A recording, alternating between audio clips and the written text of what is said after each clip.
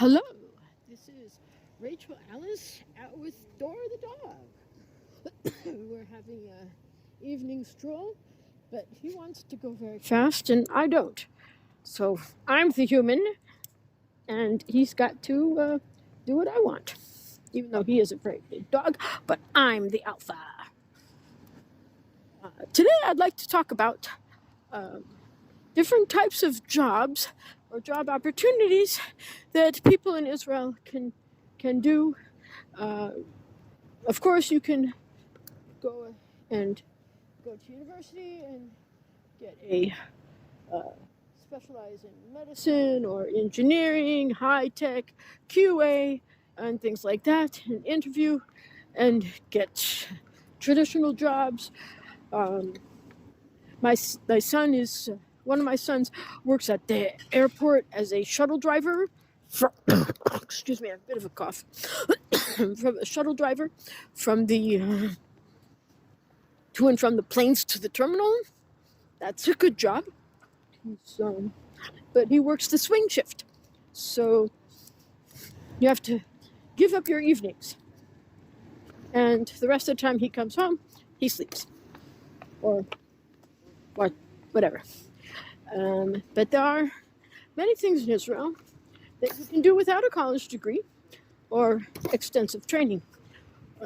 I've done a number of these jobs, so I'd like to share them with you. One of the first jobs I had in Israel was to be a saleswoman for a costume jewelry store, which sadly is not around anymore. It was run by a husband and wife team called Rachael, and they went to their French couple, and they went to France to buy costume jewelry, imported it here to Israel, and opened up a store to sell it.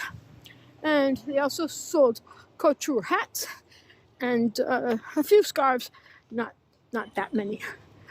And so it was sort of a medium to high-end costume jewelry, and I was just out at Ulpan at the time, and so it was a good place to really work on my Hebrew. Working for this store, and training consisted of a day or two of listening and watching the other salespeople, and bang, I had a job. Another job I had was to work for Steve's Packs. Maybe I've talked about it before.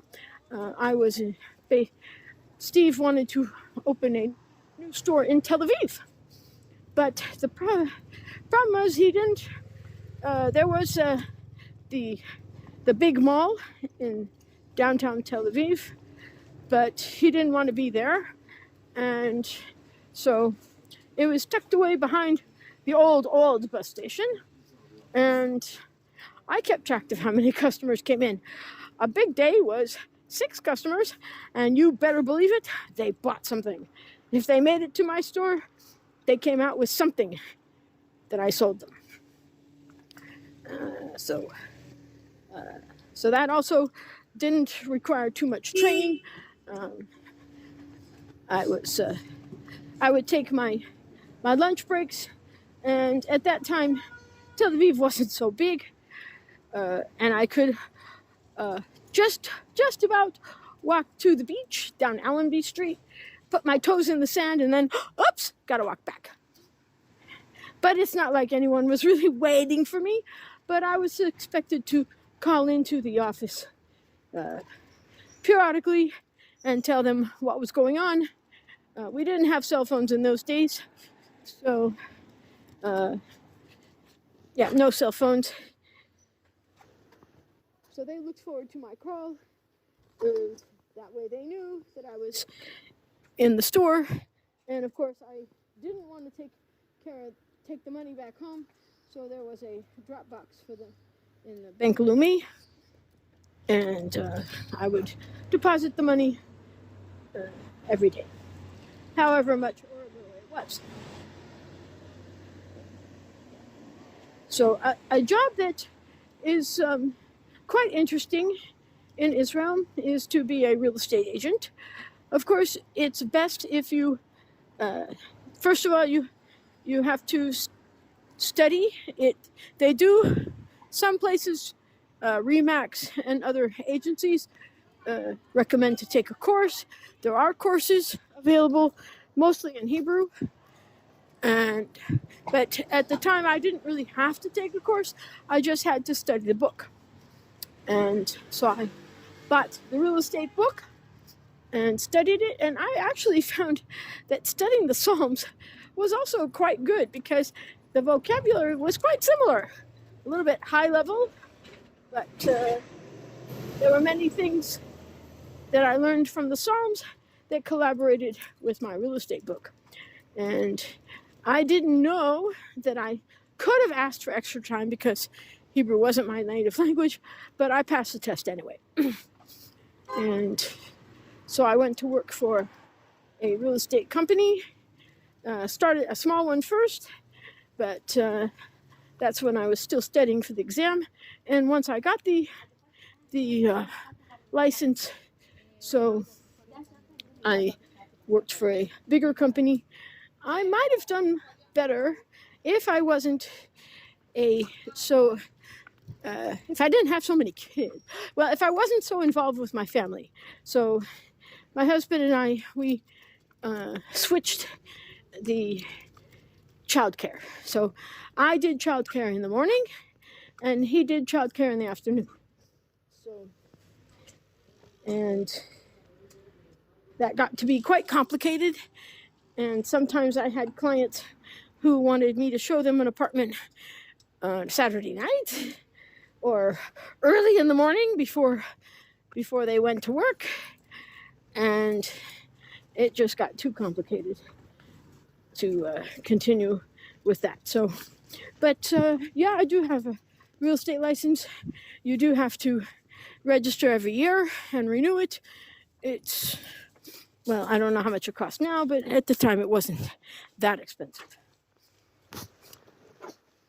I also, if you would like to become a teacher, so it's not as expensive as in the States, and there are programs that teach one how to be an English teacher. One of them is David Yellen, and I did that course when I was 44, so now that was a while ago. And nobody told me that you really have to work hard to be in one school and get tenure. And that way, you, after the age of 50, you can still work in the English department. Now, maybe other departments of the Ministry of Education have other rules, but I just was having fun going from one school to another, different cultures, different kids, different class sizes. And when I turned 50, so I went to go get a job and they say, "Oh, but you're too old. You haven't been in one school for 3 years. And the schools don't want someone who's over 50. This really didn't make sense to me. But okay, so then I started working online. So there are some sites that need you to have a teacher's credential and experience in the classroom. One of those is Amazing Talker. Classes are 50 minutes long, but I can't keep myself to 50 minutes. Sometimes I go over.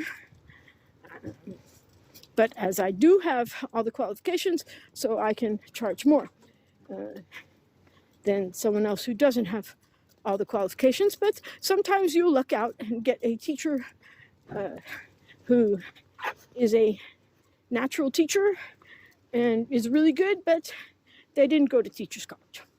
So that site to work on is called italki.com.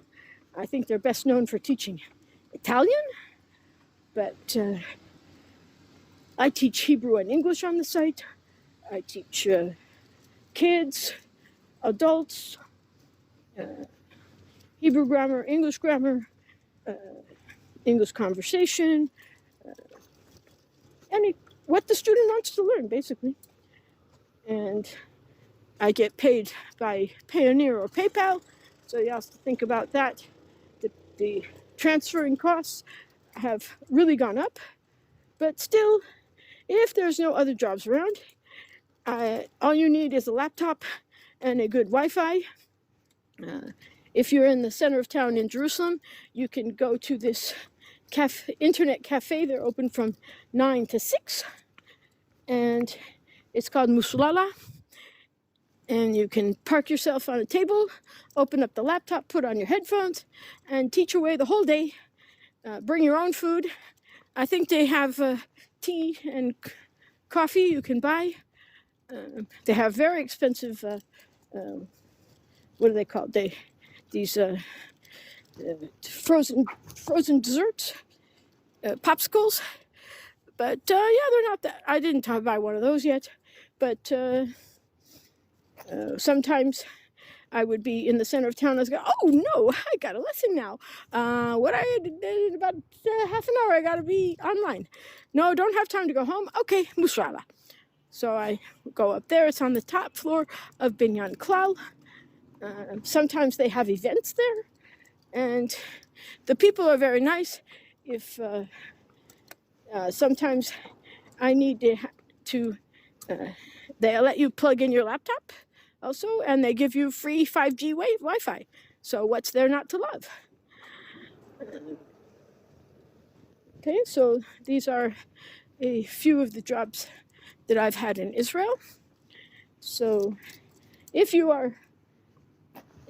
have the energy, you can go on to them. One is called amazingtalker.com, and the other one is called italki.com.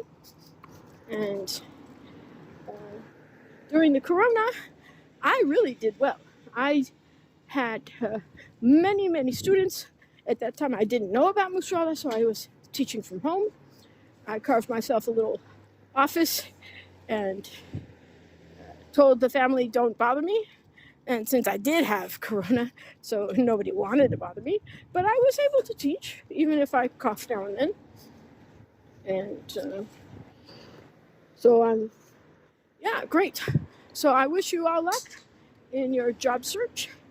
And if anyone has any other type of jobs that they want to recommend, so you can write it in the comments on Spotify or YouTube. And great. So nice to be out with you talking and be with Thor. No, don't eat that doggy dog. Something really disgusting there. But I pulled him away, so he didn't get it.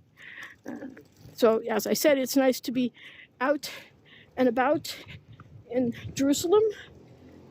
And we finished up the Purim season. There was one siren on Friday night. It was a little scary since I was outside, but yeah, it's good. So thank you so much for listening, and please like and subscribe, and we'll meet next time. Thank you.